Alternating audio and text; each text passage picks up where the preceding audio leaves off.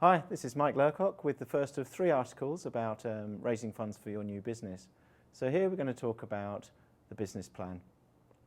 Now the business plan is financials, but before that you need to work out the activity analysis of all of your effort and all of your activity levels over probably a 3 to 5 year period.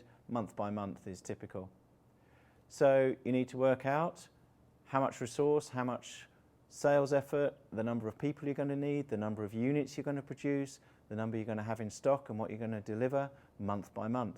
On the back of that, you can draw up the cost financials, which will be purchases of materials, payment for suppliers and payment of wages, etc., as well as the overheads maybe of a factory or an office, depending on whether you outsource or insource.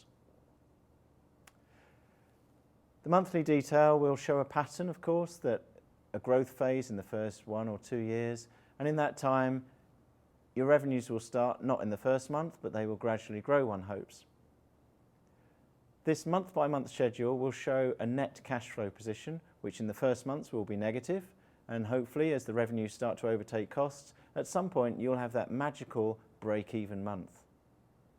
From the break-even month onwards, you will be building up a cumulative positive cash flow, which again at some point will match and start to surpass the amount of investment that you needed to get you to that break-even month. You need to build the model into a summary schedule of profit and loss. And from there, you can start to do a model of the balance sheet. Now, the balance sheet is a snapshot of the assets and liabilities of the business. The profit and loss was like the flow in and out of a tank of cash. Think of it that way. So the snapshot of the balance sheet has 2 sides to it. One is the good news, which is the assets, which could be physical assets, could be stock, could be cash at the bank, and it could be debts that people owe you for the things that you've provided. On the liabilities side, you have the money that you owe other people, that's unpaid creditors, and the balance is going to be the value of the business, which is the amount that would be owed to the owners were you to sell up the business.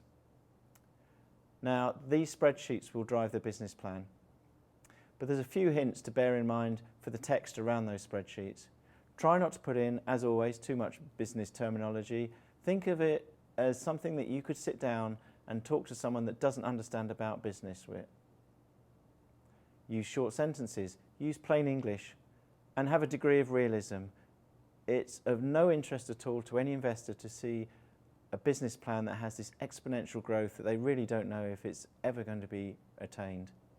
It's much better to show that a steady growth can be funded and can be profitable and give a healthy return on investment anyway. So don't be overly optimistic, be realistic, even if you're quite excited about your business.